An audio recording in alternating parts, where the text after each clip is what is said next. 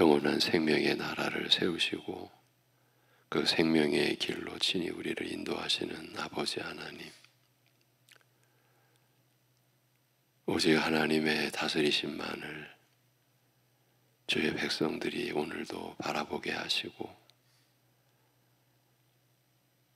전 세계적으로나 나라 안으로나 또 각 가정의 형편이나 자기 자신의 일에 있어서도 그 하나님의 다스리심에 그 선하심과 인자하심이 신실하심이 변치 않음을 오늘도 기억하고, 그래서 하나님만을 신뢰하고 우리의 여러 가지 염려하지 않을 수 없는 모든 상황을 주께 다 맡겨드리며 주의 인도하심이, 주의 역사하심이 우리의 눈으로 볼 때는 그저 어려움만 있고 그저 힘든 부분만 있는 그런 상황에서도 우리를 향하신 하나님의 선하신 뜻과 목적이 있음을 우리가 고백하고 그 믿음으로 살아가는 오늘을 우리가 맞이하게 하여 주옵소서.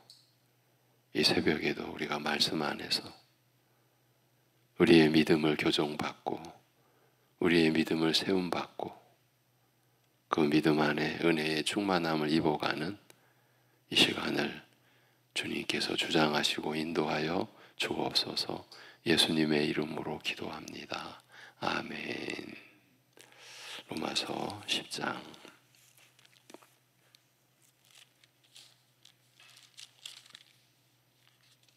14절 15절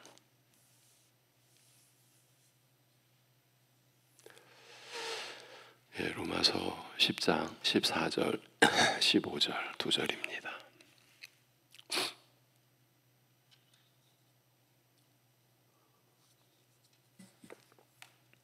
(14절) (15절) 같이 보십니다.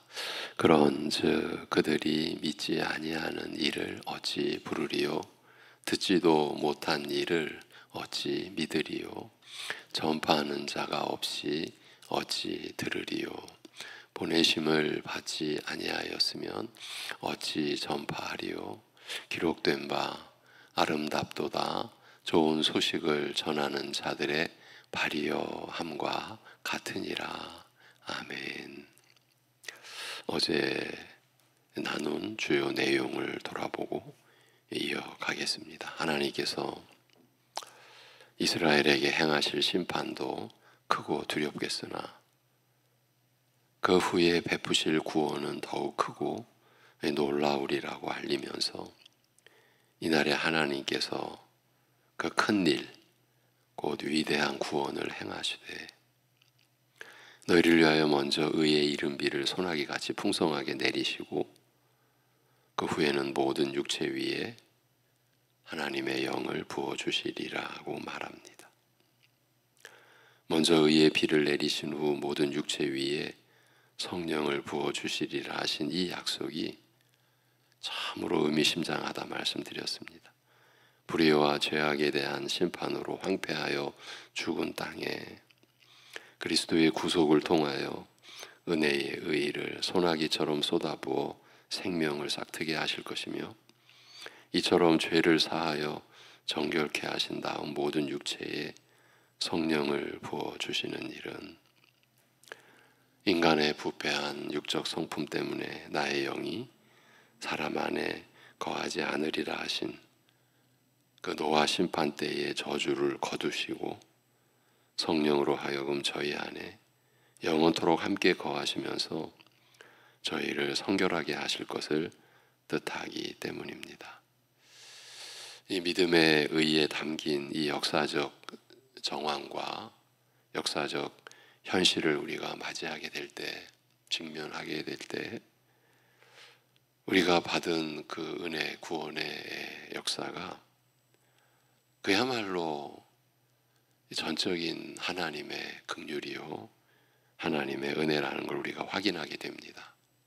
왜냐하면 불의와 죄악에 대한 심판으로 황폐하여 죽은 땅에 그리스도의 구속을 통하여 은혜의 의를 소나기처럼 쏟아 부어 주시고, 그래서 생명을 싹트게 하시며 그렇게 죄를 사하여 정결케 하신 다음 모든 육체의 성령을 부어 주심으로써 구원의 역사를 행하시며 이루시기 때문입니다. 이런 그 말씀과 이런 이스라엘의 역사, 인류의 역사의 실제 앞에서도 인간들은 교묘하게 이 말씀을 편집하고 이 말씀을 조작하고, 물론 그 배후에는 사단의 계교가 바탕을 깔고 있지만 인간의 그 부패한 성품이 그렇게 이 말씀을 너무나 교묘하게 변질시켜가는 것을 우리가 경험해 왔죠. 이와 같이 은혜로운 일과 더불어 하늘과 땅의 피와 불과 연기 기둥의 징조를 베푸실 것이며, 그 결과 해가 빛을 잃어 어두워지고 달이 피로 변하는 등 이 천지의 질서가 흔들리는 격변과 혼란과 재앙의 시대를 맞겠으나, 그런 중에도 누구든지 주의 이름을 부르는 자마다 구원을 받으리라고 약속하십니다. 이스라엘의 죄악과 그에 대한 하나님의 결정적인 심판으로 시작하였고, 심판 중에 회개하며 긍휼과 은총을 구하는 기도에 응답하여 베푸실 이 구원의 약속, 곧 이스라엘로 하여금 심판으로 말미암아 잃어버린 모든 것을 회복하여 더욱 풍성하게 하시리라는 약속으로 이어졌습니다만, 이 약속이 의의 비를 쏟아 부으시고 그 후에 성령을 모든 육체 위에 부어 주시리라는 약속으로 발전하면서 모든 육체 위에 이렇게 확장되면서 그 범위가 모든 인간, 온 인류에게로 확장된 것입니다. 온 땅과 하늘의 질서가 뒤흔들리는 격변과 혼란의 시대 가운데서 온 인류가 바라볼 유일한 구원의 소망으로 제시된 것이 바로 그리스도의 구속과 성령 부으심의 은혜임을 알리고 있는 것입니다. 그리스도를 통하여 베푸시는 구속의 은혜와 성령을 부어주어 거룩해 하시는 은혜를 오직 믿음으로 받아 누리는 이 원칙은 보편적이며 유대인과 헬라인, 곧 이스라엘과 이방인의 차이와 구별조차 그 앞에서 무의미하다라는 사실이 이 선지자들을 통하여 이미 예전부터 알려지고 증거되어 온 것입니다. 우리가 성경을 통해서 보고 배운 내용은 이스라엘은 이러한 하나님의 선하신 뜻, 심판 가운데서도 구원을 베푸시며 행하시는 이러한 역사를 철저하게 외면하고 배격했죠. 온 인류 위에 의의 비가 쏟아져 내리고 성령을 부어주시는 이 은혜를 외면한 거죠. 그것이 인간의 실력입니다. 인간의 실상인 겁니다. 그런 가운데 오늘 본문이 이어집니다. 14절. 그러나 저희가 믿지 않은 일을 어떻게 부르리요? 또한 듣지 못한 일을 어떻게 믿으리요? 또한 전하는 자 없이 어떻게 들으리요? 그러나 저희가 보내심을 받지 않으면 어찌 전하리요? 이는 기록된 바와 같으니 좋은 일을 전하는 자들의 발이 어찌 그리 아름다운고 하였느니라. 우리가 앞에서 여러 날 확인했던 말씀이 내게 가까워 내 입에 있고 내 마음에 있다. 이것이 이렇게 말한 신명기의 말씀, 신명기 30장 14절은 믿음으로 말미암는 의가 무엇인지 밝히는 말씀이며, 따라서 우리가 전하는 믿음의 말씀, 그 복음과 같은 것이라고 하였습니다. 율법 안에 복음과 같은 말씀이 주어졌는 거죠. 그 핵심은 아들을 보내어 죄인을 위해 죽음으로 구속을 이루게 하시고 부활 승천하여 주가 되게 하신 그리스도를 마음으로 믿고 입으로 고백함으로써 구원을 얻게 하시는 은혜라고 밝힌 다음, 옛 선지자들 역시 이미 이런 복음의 은혜에 대하여 증거하였음을 확인하고자 이사야서 28장 16절과 요엘서 2장 32절을 인용하였습니다. 누구든지 그를 믿으면 부끄러움을 당치 않으리라고 한 이사야의 예언은 장차 하나님께서 시온의 메시아를 구원의 반석으로 세워 누구든지 그를 믿으면 구원 얻게 하실 것을 알린 것이며, 주의 이름을 부르는 자마다 구원을 얻을 것임이라고 한 요엘 선지자의 예언은 이스라엘을 심판하신 후에 의의 비를 풍성하게 내려 모든 죄를 다 제거하실 것이며, 또한 모든 육체 위에 성령을 부으심으로써 하나님의 신으로 하여금 믿는 자 안에 영원토록 거하시며 진리를 가르쳐 알리시고 또한 저희로 진리를 증거하게 하실 것을 예언한 것이었습니다. 요엘서 2장 28, 29절, 특히 이 내용은 요한복음 14장, 15장, 16장에서 우리에게 밝히 말씀하여 주고 있고, 사도행전 1장 8절이 그 말씀이 어떻게 실체가 되는지를 밝혀준 구절이죠. 특히 모든 육체 위에 성령을 부어 주리라고 하심으로써 이 은혜를 받아 누림에 있어서 이스라엘과 이방인을 구별하지 않으실 것을 알리셨습니다. 오늘 말씀은, 오늘 본문 14절 15절은 이런 사실에 대하여 좀 더 깊이 설명하면서 선지자들이 증거한 이런 복음에 대하여 이스라엘이 보인 반응이 어떠하였는지를 알리고자 합니다. 어찌 믿는 자를 부르리오라는, 믿지 않은 자를 부르리오라는 말로 오늘 본문 14절이 시작합니다만, 이 물음은, 어찌 믿지 않은 자를 부르리오라는 이 물음은 주의 깊게 살필 경우 바로 앞에서 인용한 이사야서 28장 16절과 요엘서 2장 32절의 내용, 그 중에서 특히 누구든지 그를 믿으면, 이 내용과 주의 이름을 부르는 자마다 라고 한 부분을 의식하고 있음을 우리가 알 수 있습니다. 누구든지 그를 믿으면, 주의 이름을 부르는 자마다, 이 내용을 의식하고 있다는 겁니다. 즉 이미 옛 언약 시대에도 그리스도에 대하여 듣고 믿은 사람들이 있음을, 하나님의 보내심을 받고서 메시아의 구원을 전하여 그를 믿고 그의 이름을 부르게 하고자 한 사람들이 있었음을 알리는 물음인 것입니다. 어찌 믿지 않은 자를 부르리요. 믿었기 때문에 부른다는 거죠. 이미 옛 언약 시대에도 그리스도에 대하여, 곧 메시아에 대하여 듣고 믿은 사람들이 있음을, 하나님의 보내심을 받고서 메시아의 구원을 전하여 그를 믿고 그의 이름을 부르게 하고자 한 사람들이 있었다는 거죠.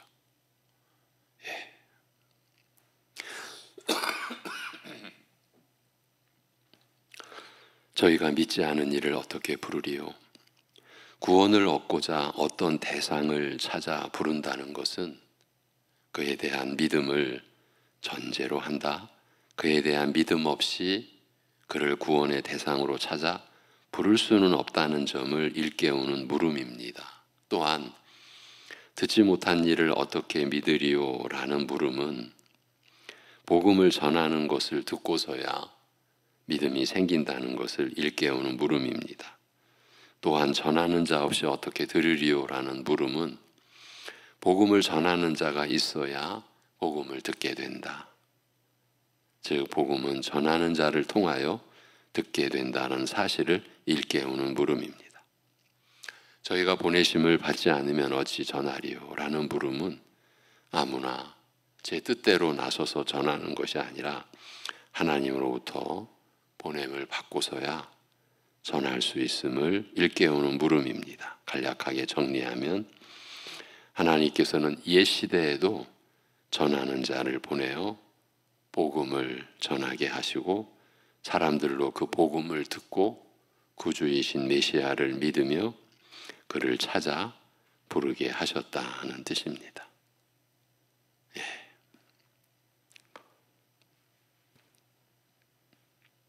그래서 우리가 지난 주일 저녁 교사 헌신 예배에서 요한복음 6장을 근거로 해서 우리에게 어떻게 믿음이 일어나는가, 하나님께서 아들에게 맡겨주신 자에게, 그리고 그 맡겨주신 자를 친히 하나님께서 아들에게 이끌어 주시는데, 그럼 어떻게 이끌어 주시는가 친히 가르치셔서, 여기 지금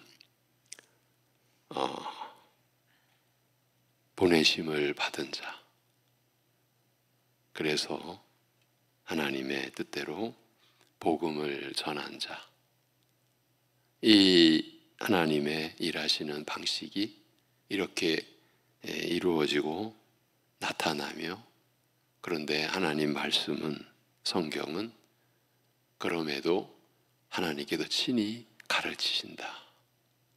이 옛 언약 속에서 밝혀진 새 언약의, 우리가 예레미야 31장에서 확인한 대로 새 언약의 핵심이고,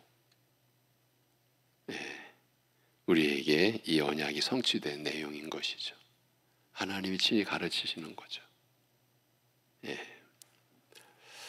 놀라운 것은 이 시대에도 전하는 자를 보내어 복음을 전하게 하시고, 사람들로 그 복음을 듣고 구주이신 메시아, 곧 그리스도시죠, 그리스도를 믿으며 그를 찾아 부르게 하셨다 하는 뜻입니다.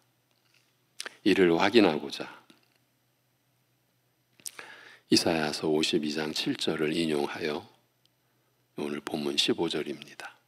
좋은 일을 전하는 자들의 말이 어찌 그리 아름다운고 하였느니라 하고 말합니다. 7절의 일부만 인용하였습니다만 7절, 그 이사야서 52장 7절 전체 내용은 이렇습니다. 산들 위에서 평화를 선포하며 좋은 일의 소식을 전하고 구원을 선포하되 시온을 향하여 내 하나님께서 통치하시도다 하는 자의 발이 어찌 그리 아름다운고. 저희가 그 소식을 전하는 좋은 일은 바로 평화와 구원이며, 이것은 하나님의 다스림, 곧 그의 복된 통치로 말미암는다 하는 뜻입니다. 하나님께서 시온에 베푸시는 이 복된 통치가 어떤 것인지 말미암는다는 뜻입니다. 하나님께서 시온에 베푸시는 이 복된 통치가 어떤 것인지 설명하는 내용은 이사야서 40장부터 전개가 됩니다만, 먼저 죄로 말미암아 심판받아 무너진 이스라엘을 두고 이르시되 내 백성을 위로하라고 하시며, 이는 저희 죄가 사하여졌으며 저희가 죄값을 배나 받았음이라고 선언합니다. 심판으로 말미암아 광야같이 황폐한 이스라엘을 찾아와서 그의 영광을 나타내어 모든 육체로 보게 하시되 강한 능력으로 임하여 통치하사 그 백성을 구하여 내시고 양무리처럼 돌보시며 새끼 양을 모아 품에 안으시고 인도하시듯 하리라고 말합니다. 이게 다 이사야 40장의 내용입니다. 이방 열국 중에 흩어진 채 만국 백성의 멸망한 나라, 만국 백성의 위축감과 자괴감으로 깊은 시리와 절망에 빠져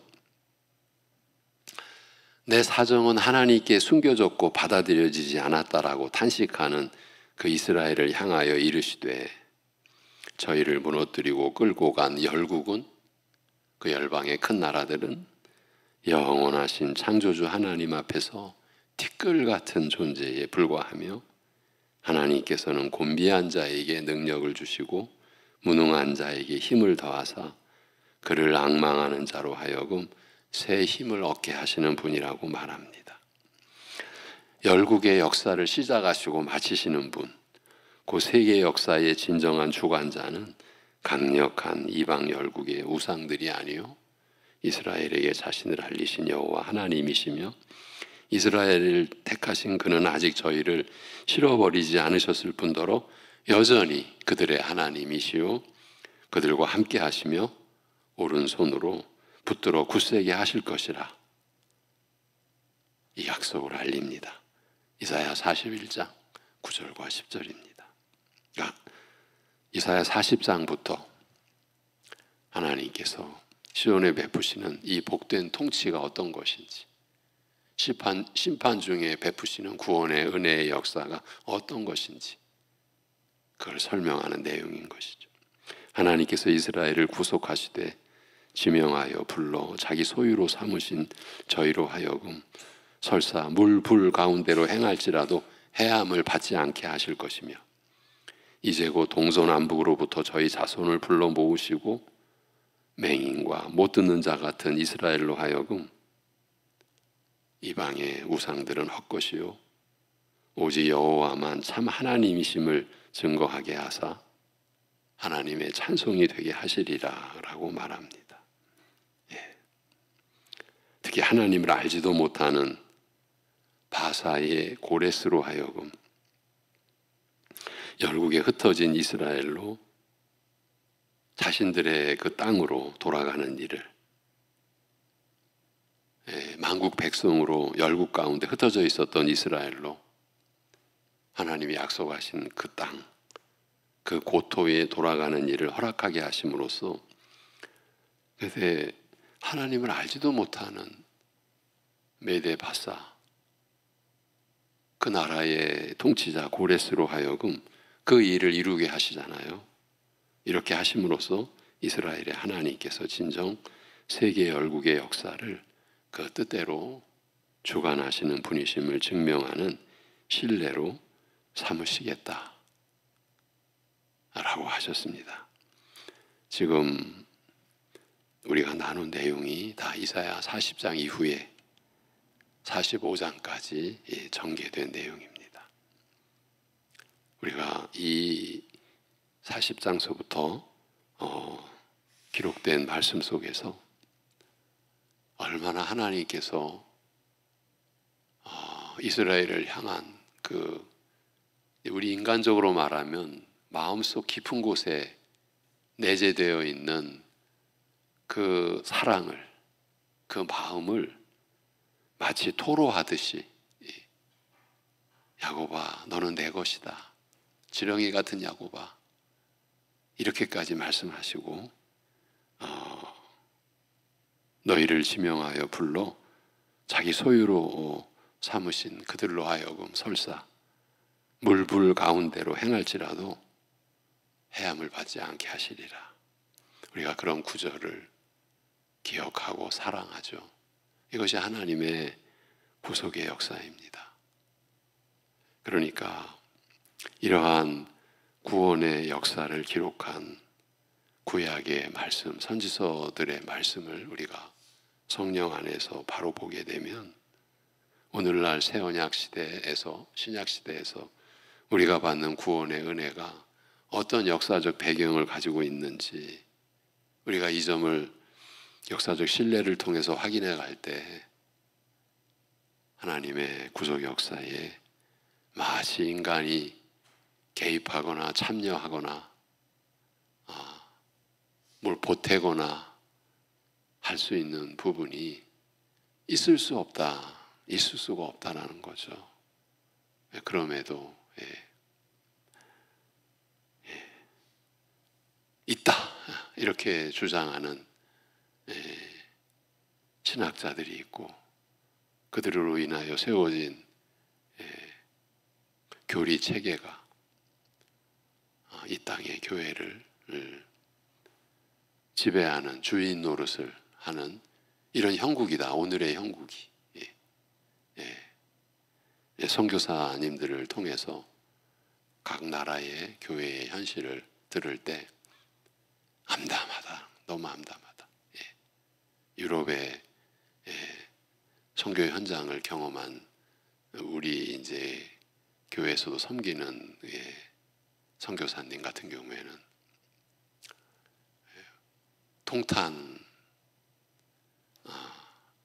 통탄해야 할 그런 심정인데 그걸로도 너무 부족하다, 기가 막히는 거죠. 그런 가운데서 우리에게 이러한 말씀이 허락되어졌다라는 것, 우리는 이 자체를 너무 감사히 여겨야 되고 귀하게 여겨야 된다.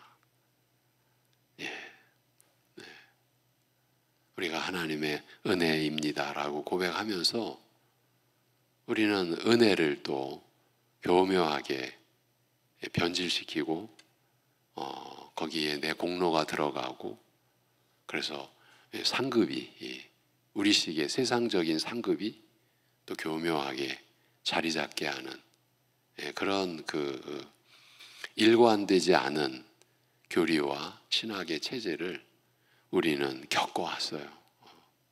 어쩔 수 없이. 근데 이제 하나님의 섭리 가운데 우리에게 말씀이 본래대로 우리에게 허락되어지는 이런 은혜를 우리가 안다면, 우리 더욱 정신 차려서 우리에게 주어진 이러한 말씀에 우리 자신이 선한 뜻으로 매여야죠. 그리고 이런 말씀으로 지난날 우리의 그 허망한 믿음을 우리가 회개하고 다시 정립해 가고, 물론 그 역시 성령님의 역사죠. 그리해야 할 시대적 과제가 우리에게 주어졌다. 저는 그렇게 봅니다. 지금 세상이 나라가 문제가 아니라 저는 그렇습니다.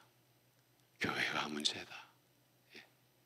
그리고 세상이 아무리 안정되고 평화를 구가한다고 할지라도 그 안정과 평화라는 것이 성경에서 말씀하시는 영원한 구원의 안정과 평화가 아니지 않습니까?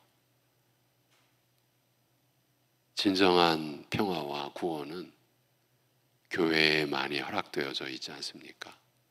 그래서 우리 교회가 자기 위치를, 하나님이 허락하신 자기 자리를 잊지 않고 잃어버리지 않고 그 자기 자리를 지키며 이 세상에 오직 이 진리의 복음으로 빛으로 작용해야 되는, 그것을 위하여 우리가 더 간절히 기도해야 될 때라 그렇게 여겨집니다. 기도하겠습니다. 하나님 아버지, 우리에게 생명의 진리 되신 말씀 허락하여 주시고, 이러한 말씀의 가르침 안에 들어가며 성령의 인도하심을 따라 믿음으로 참여케 하여 주심을 감사합니다. 말씀 앞에서도 우리는 교만할 줄 알았던, 말씀을 가지고도 거만하고 오만할 수도 있었던 우리 자신을 어떻게 그럴 수 있는지 우리 자신을 면면히 살필 수 있도록 은혜를 베풀어 주옵시고, 그러한 죄악과 허물을 주님 앞에 자복하고 내려놓고 용서를 구하면서 우리를 살리신 생명의 말씀의 역사, 오직 그리스도의 구속으로 우리에게 이루어진 그 은혜의 역사를 또한 성령께서 우리 안에서 친히 밝혀주시고 깨닫게 해주시는 그 은혜만을 우리가 입고서 하나님을 향하여 나아갈 때 우리의 믿음을 파괴하려고 하며 어지럽히려고 하며 더럽게 만들려는 온갖 술수와 안팎에서 일어나는 시험 가운데서 우리를 건져 주옵시고, 말씀의 진리 가운데 온전히 거하며 그 진리 안에서 우리에게 베풀어 주시는 생명의 은혜를 우리가 받아서, 그래서 하루하루 하나님의 생명으로 하나님의 날들을 하나님의 뜻을 섬기며, 그래서 서로를 섬기며 서로를 사랑하며 믿음의 삶을 거룩하게 이루어낼 수 있게 인도하여 주시옵소서. 아버지 하나님, 여러 연약한 우리 지체들을 참으로 긍휼히 여겨 주옵시고, 이 한 주간도 오늘도 주님의 장중에 붙들어 주옵시고, 오늘 병원에 입원하여 금요일 양쪽 무릎을 수술하게 되는 문명순 권사님의 마음과 그 육신을 친히 붙잡아 주옵시고, 참으로 오랫도록 고통받아왔던 무릎의 치료를 받고자 하는 그 수술 과정이 하나님의 섭리 가운데서 온전하게 이루어질 수 있게 도와주시고 붙들어 주시옵소서. 여러 가지 연약함 가운데 참으로 탄식하며 고통 속에 있는 우리 지체들도 있습니다. 그 한심령 한심령 위로하시고 붙들어 주옵시고, 오늘도 동행하여 주옵시고, 그 환경 속에서 사랑하는 성도들의 믿음이 일어나 주님이 함께하고 계시는 믿음이 자신의 고통과 아픔을 극복해내는 힘과 능력이 되게 인도하여 주옵소서. 예수님의 이름으로 기도하옵나이다. 아멘.